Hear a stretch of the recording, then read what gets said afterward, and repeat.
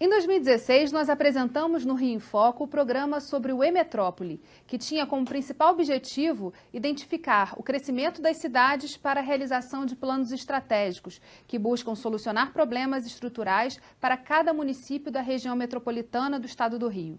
Hoje o plano estratégico avançou. Nós vamos falar sobre o atual status do programa e o lançamento do mapa da região metropolitana. Vem com a gente!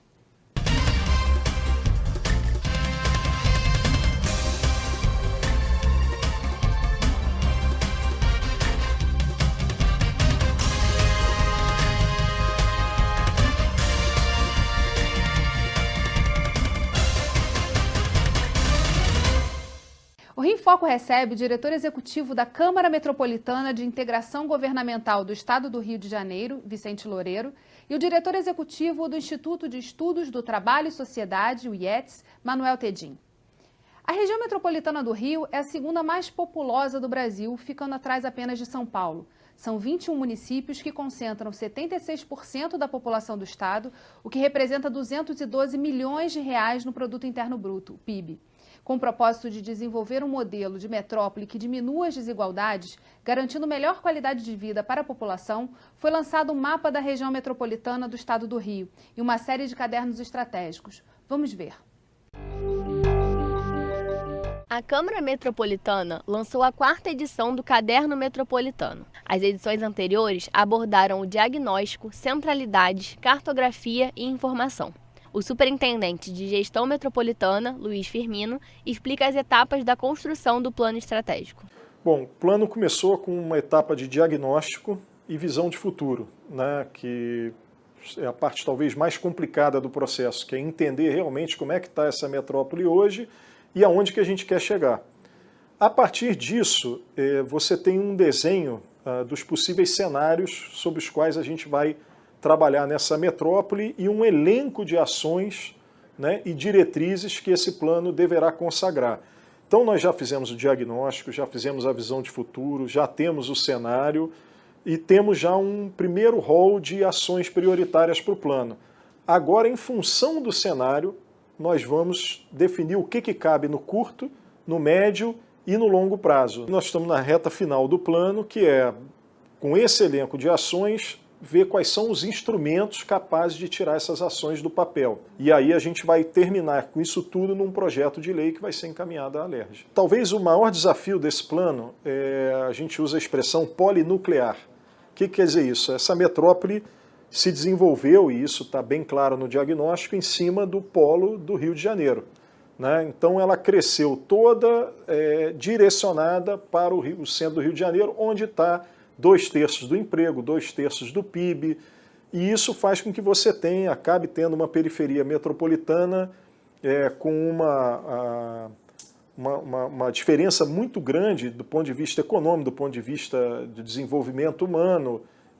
Há uma desigualdade muito grande. Então o principal objetivo do plano é como que a gente pode polinuclear essa metrópole, ou seja, fazer com que essas outras áreas, pelo menos 4 áreas definidas nessa fase de diagnóstico, 4 áreas sejam energizadas, vitalizadas de forma a gerar emprego e moradia perto, onde as pessoas não precisem estar todas elas se deslocando para o centro do Rio de Janeiro todo dia para trabalhar.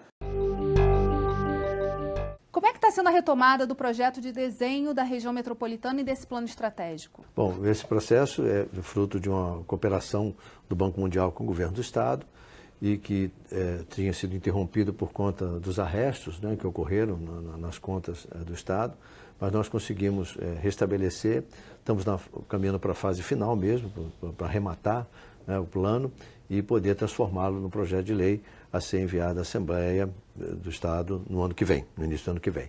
Mas essa retomada, agora o que a gente tem que trabalhar mais intensamente são as propostas, né?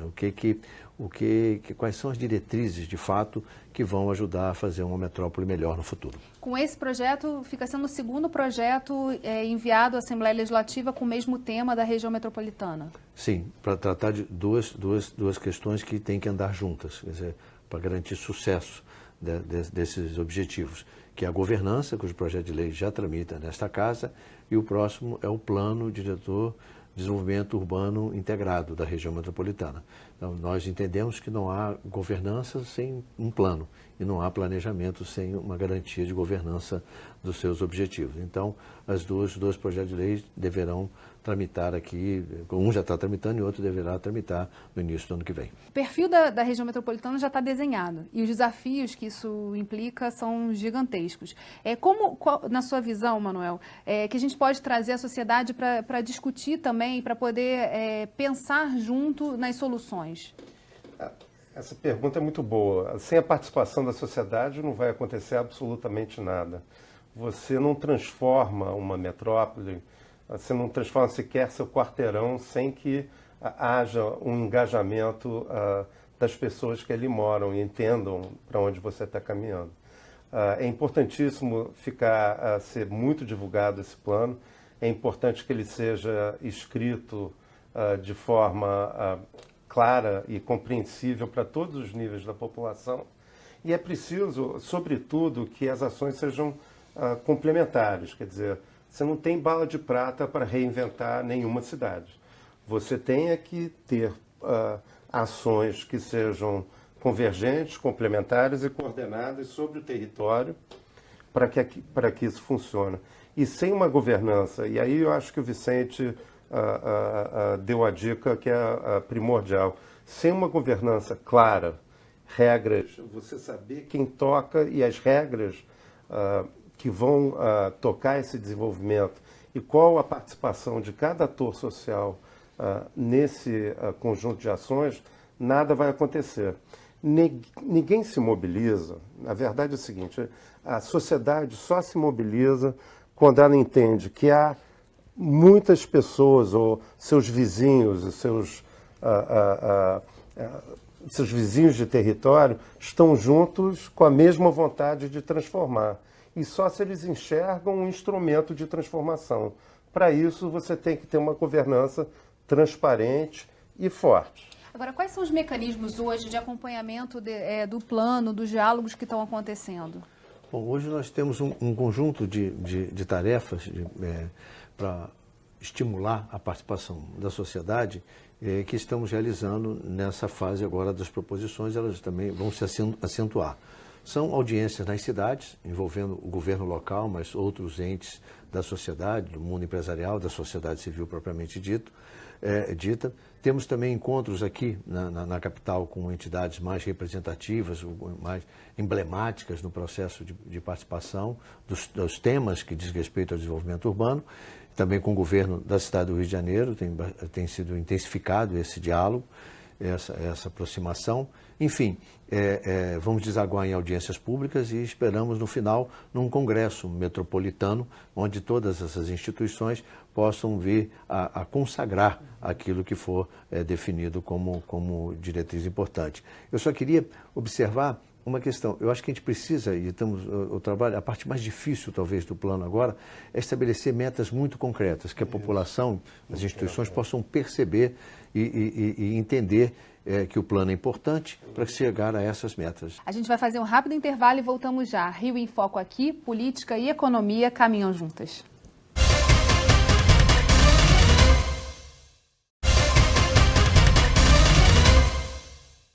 O Rio em Foco está de volta com Vicente Loureiro e Manuel Tedin. O plano metropolitano está em sua fase de ajustes e as propostas e diretrizes finais estão sendo debatidas em uma série de encontros para que ele se torne um projeto de lei e possa ser enviado à Assembleia Legislativa do Rio. Vamos ver a matéria.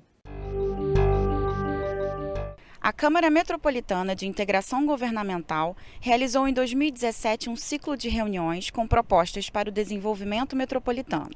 Temas sobre como levar cidades à periferia metropolitana, a implementação de zonas de produção mineral e os avanços com energia sustentável, a integração dos modais de transporte, as demandas por infraestrutura para os próximos 25 anos e como implantar o cinturão agrícola foram debatidos durante 2 meses seguidos. O mais recente encontro, realizado em julho do mesmo ano, também abordou os possíveis cenários da evolução do plano estratégico sobre a gestão pública e a qualidade dos gastos. Nós optamos por tomar o tema dos cenários possíveis a partir de duas variáveis. Uma variável que nós não dominamos, que é a expansão econômica, isso vai depender de fatores externos, e uma variável que pode ter algum controle interno, que é a qualidade da gestão pública. Então, no horizonte de curto prazo, que seria até 2020, nós acreditamos que essa variável de gestão pública vai ser a mais importante, crítica, porque ela só depende de vontade política para melhorar. Ela não depende de nenhum tipo de investimento. É gastar melhor e fazer uma análise mais estratégica da qualidade do gasto público. Isso vai melhorar o potencial dos municípios em termos de atender melhor a sociedade local, porque não se prevê no curto prazo, 2020, a possibilidade do Estado investir ou do governo federal investir. Talvez até o governo federal tenha alguma característica, algum investimento possível, mas não vai ser muito grande. No entanto, a sociedade civil local, setor privado, junto com os municípios, por meio de parcerias, podem realmente fazer uma quantidade razoável de investimentos numa melhoria da qualidade do gasto público para chegar em 2020. Depois, na segunda parte do planejamento, que seria o médio prazo, é possível que já exista maior possibilidade do governo federal fazer investimentos, dos municípios também aprenderem nessa etapa inicial e seguirem adiante, fazendo melhores investimentos, até que o Estado do Rio de Janeiro consiga ter margem orçamentária para também produzir investimentos. Segundo estudos da Instituição Financeira Independente do Senado Federal, isso só vai acontecer em 2028. Então é necessário que até lá esses investimentos sejam feitos por uma parceria entre o município, a sociedade civil e talvez uma parte do Estado.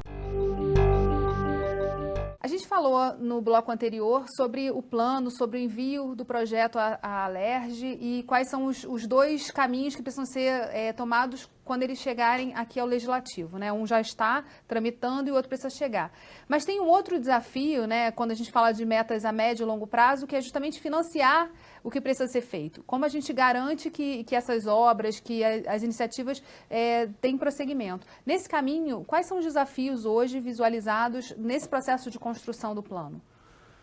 Bom, eu acho que é importante, e o plano está nos ensinando isso, a olhar para as questões com um olhar um pouco mais otimista e um pouco mais de acordo com o que a população deseja.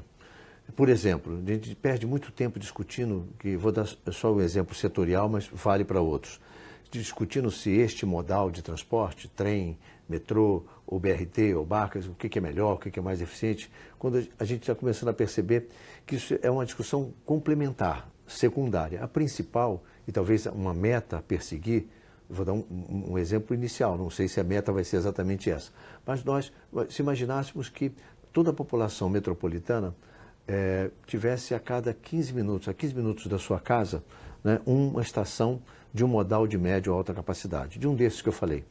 Quer dizer, que rede nós poderíamos, no médio e no longo prazo, construir para atingir essa meta que é presente hoje nas grandes metrópoles do mundo?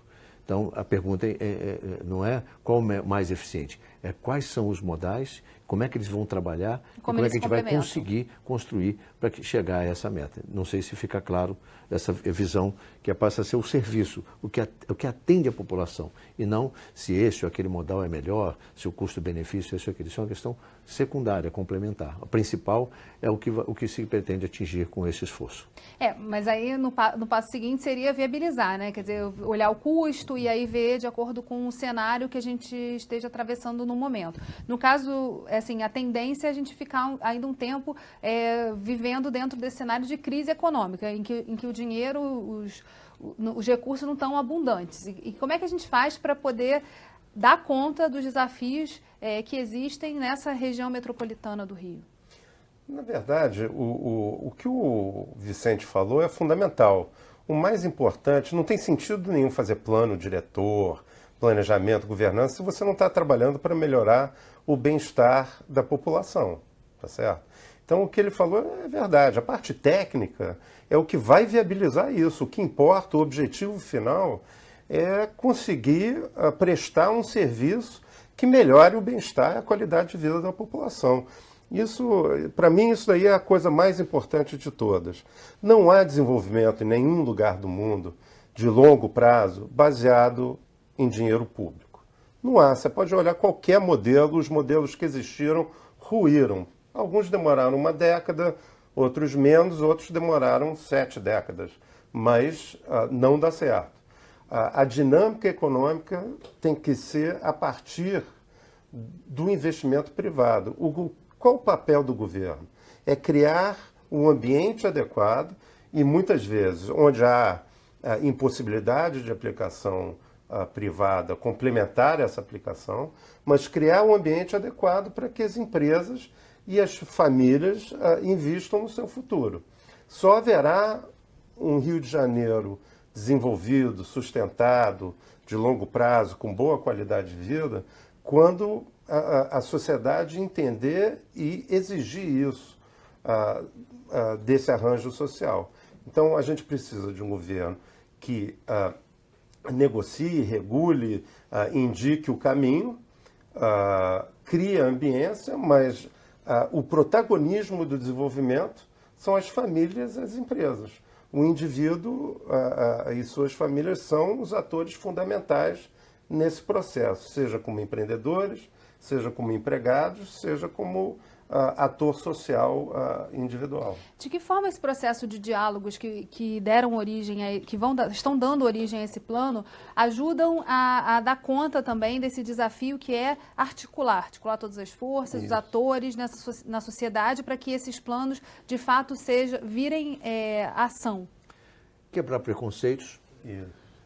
Quebrar lógicas setoriais que a gente acabou sedimentando ao longo dos últimos 20, 30 anos, pensar projetos dentro de uma lógica muito especializada, perdendo de conta isso que o Manel falou e que faz sentido. As coisas estão muito ligadas entre si.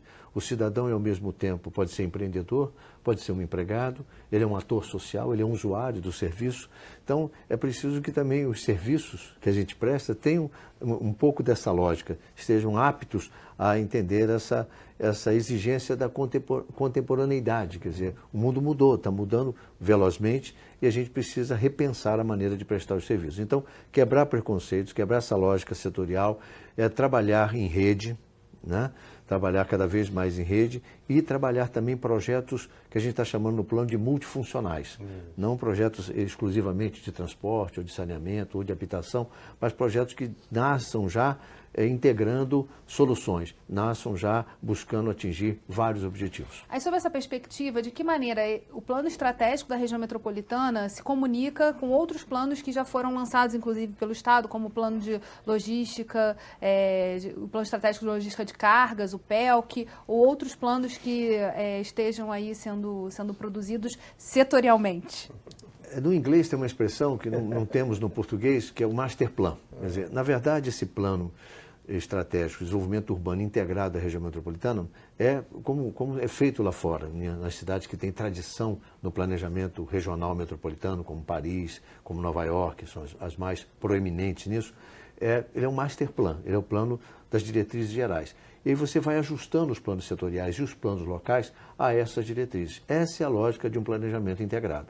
Então, é a primeira vez que nós estamos tentando fazer isso no estado do Rio de Janeiro. A cidade do Rio de Janeiro já viveu experiências pretéritas nesse sentido, umas mais exitosas, outras menos, mas é a primeira vez que a gente olha para o território metropolitano com essa perspectiva de uma visão integrada. E aí temos 2 anos, depois de votada a lei aqui na Leste, temos 2 anos para ajustar os planos diretores locais e os planos setoriais a essa nova lógica de desenvolvimento metropolitano. A gente vai fazer um rápido intervalo e voltamos já. Rio em Foco aqui, política e economia caminham juntas.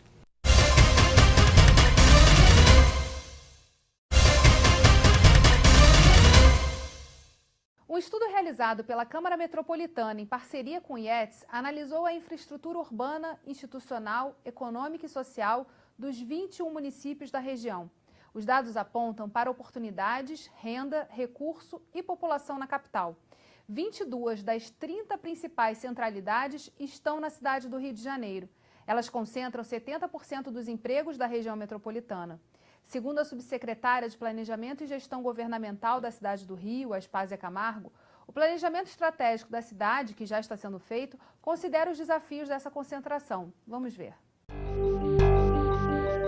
Esse plano tem o objetivo de nos fazer pensar e refletir sobre as dificuldades que a cidade vem enfrentando nos últimos tempos, que são muitas vezes antigas, são dificuldades que vêm de muito longe e que precisam ser corrigidas através de ações estratégicas, com o rumo certo, para fazer uma revolução tecnológica no Rio de Janeiro e também trazer melhor qualidade para os serviços públicos. Filas intermináveis nos hospitais, má qualidade da prestação de serviços, muita burocracia nos serviços, e tudo isso é objeto do nosso plano, que tem como objetivo fazer realmente uma transformação na economia, começar um processo de regeneração econômica. Então, estamos querendo agora investir na região metropolitana. E a região metropolitana é parte do nosso planejamento.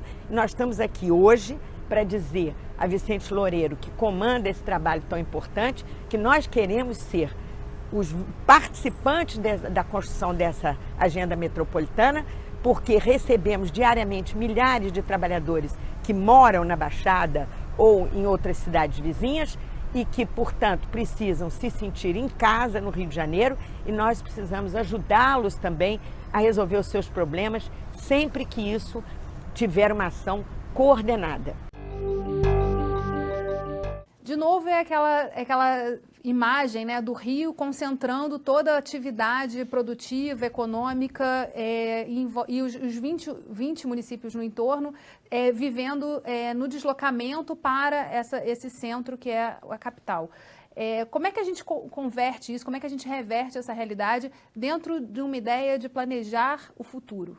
O que é preciso é criar as condições de infraestrutura, jurídicas, tributárias, o que seja, enfim, de telecomunicações, enfim, dos diversos setores, para que haja competitividade na periferia da região metropolitana, fora do núcleo metropolitano, melhor dizendo. Isso não é uma transformação que se dará em 2 ou 3 anos, mas é um processo que precisa começar já. Não há desenvolvimento por decreto, assim, repetindo um pouco o que eu falei no outro bloco, quer dizer, é importante você igualar as condições de desenvolvimento. Como é que você faz isso? Engajando a sociedade e criando as condições necessárias para se dar aquele desenvolvimento ali. A Barra da Tijuca, por exemplo, a gente tem citado nos debates como uma centralidade inventada. Não existia 40 anos atrás. E hoje ela já responde para uma boa, importante quantidade dos empregos, e ela tem um modelo que a gente não deve repetir. Porque quem mora lá não trabalha e quem trabalha lá não mora, de uma maneira assim, mais radical de apresentar o problema. Então, nós devemos incentivar essas centralidades que têm potencialidade de ter ao redor de si também gente morando, para reduzir a pressão sobre os sistemas de transporte, os sistemas de saneamento que dão vida à região. Uma outra meta que sai desses estudos, que é uma meta que a gente quer também construir no plano, é ter até 2040, por exemplo, mais ou menos metade dos empregos no núcleo metropolitano, metade dos empregos totais no núcleo principal e a outra metade espalhadas por essas centralidades eleitas como as mais importantes. E aí, nesse ponto, pensar também, por exemplo, o arco metropolitano é uma perspectiva, assim como a Baía de Guanabara. Como é que essa relação também desses dois pontos que vêm sendo tratados na discussão do plano estratégico são importantes ou ajudam a delinear esse futuro? Todas essas potencialidades de infraestrutura existente ou de riquezas que estão próximas à região metropolitana ou instaladas aqui, têm que ser consideradas. Quer dizer, a gente precisa do emprego industrial, do emprego da atividade logística, do emprego do setor de comércio, dos serviços públicos, dos serviços mais avançados, da alta tecnologia. Então, tudo isso faz parte do conjunto de iniciativas que alavancarão esse desenvolvimento. Claro que no centro metropolitano principal, algumas dessas tarefas têm tudo a ver com ele. Por exemplo, alta tecnologia, empresas ligadas ao setor de petróleo e gás, de exportação, turismo, são atividades mais da economia criativa, mais vinculadas a esse núcleo principal. Mas tem uma série de outras iniciativas e atividades que devem e merecem estar melhor distribuídas. É mais barato, é melhor e as pessoas ficam gastando menos tempo no deslocamento casa-trabalho, o que é muito saudável. Agora, indo para uma questão prática, para esse gestor público que está na cidade, pensando no território e tentando dar conta dos desafios diários de fazer isso acontecer na sua cidade. Como ele usa esse plano? De que forma todas essas informações levantadas podem ajudá-lo a pensar nos desafios que ele tem de saúde, educação, a própria segurança pública em coordenação com o Estado? Primeiro, tem alguns dilemas que ele não consegue resolver sozinho. Quer dizer, isso eu acho que é a lição que vai ficar desse processo de retomada da governança. Quer dizer, saneamento, mobilidade, o próprio uso do solo, a distribuição espacial de oportunidades econômicas, não resolve sozinho. Quer dizer, então, cada vez mais claro que precisamos ter um ambiente de conversa permanente, efetiva, para corrigir e resolver essas questões. Em segundo lugar, ele também pode, entendendo o que se propõe como estratégia, perceber o que o município dele pode contribuir. Por exemplo, não podemos pensar que Mesquita, Nilópolis ou São João de Meriti possam contribuir com terrenos para grandes atividades industriais, logística, porque não existe. São municípios quase totalmente ocupados, com o seu território totalmente ocupado. São outras funções que eles devem contribuir. Muito menos achar que o centro do Rio expandido, é um lugar adequado para a atividade industrial. Já não é mais, já não suporta mais. Então, essas escolhas precisam ser consagradas no plano e os prefeitos, os dirigentes locais começarem também a ajustar e fazer os seus municípios remarem a favor de uma lógica mais econômica de distribuição de oportunidades. É isso que a gente imagina que o plano possa contribuir. Eu acho que a gente está numa economia pós-industrial já. Tá? A gente está na economia do conhecimento, da inovação e dos serviços, quer dizer, dos serviços sofisticados.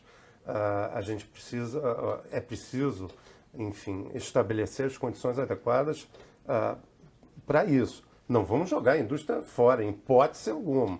O que tem de indústria, o que tem de potencial industrial, vamos aproveitar e levar ao máximo. Mas não é isso que transforma e não é essa a economia do futuro. A economia do futuro é a economia da criatividade, dos serviços pessoais e da inovação. Mas o primeiro papel que eu acho que todos esses governos locais têm que fazer para poder compartilhar nesse processo de desenvolvimento e construir a infraestrutura necessária, e eles terão um papel fundamental na constituição da infraestrutura metropolitana, é fazer o dever de casa. A maior parte desses municípios está quebrada, tem pouca capacidade de investimento e de articulação. O primeiro trabalho, que aí não é um papel da Câmara Metropolitana, mas que pode ter um apoio da Câmara, é como que eles arrumam a casa. A maior parte desses municípios já ultrapassaram a responsabilidade fiscal, já pagam mais de 60% do seu orçamento, já gastam mais de 60% do seu orçamento em pessoal, alguns gastam muito mais do que isso. Então, se esses municípios não fizerem o dever de casa, não arrumarem e reestruturarem a estrutura de governo, a dificuldade para implantar esse plano vai ser muito maior. Agora falando de cronograma, porque a gente já está no finalzinho do programa, quais são os próximos passos, então, até o envio do projeto de lei à Assembleia Legislativa? Bom, até setembro a gente pretende concluir recolher essas contribuições, propostas para conformar as diretrizes, os projetos mais estruturantes que vão compor esse plano, depois realizar as audiências de validação dessas propostas e até o final do ano desenhar o projeto de lei, né? E poder, no início do ano legislativo de 2018, poder apresentar aqui na LERJ. A gente está falando da entrega de propostas presencialmente nos eventos que estão sendo realizados pela Câmara, mas também tem alguma outra forma de encaminhar essas propostas? As pessoas podem encaminhar pelo site do projeto, Modelar a Metrópole, e a gente recolherá essas contribuições e, como eu disse, faremos depois um processo de validação final antes de enviar o projeto de lei aqui à Assembleia. Bem, infelizmente, nosso programa chegou ao fim. Obrigada, Vicente. Obrigada, Manuel. E obrigada a você, telespectador, que acompanha a nossa programação. Aproveita e segue a gente nas redes sociais, Facebook, Instagram e Twitter. E se quiser enviar dúvidas e sugestões, o nosso e-mail é rioinfoco@alerj.rj.gov.br. Você também pode enviar para o nosso WhatsApp 21 98890 4709. A gente se vê no próximo programa. TV Alerj, o canal do povo fluminense.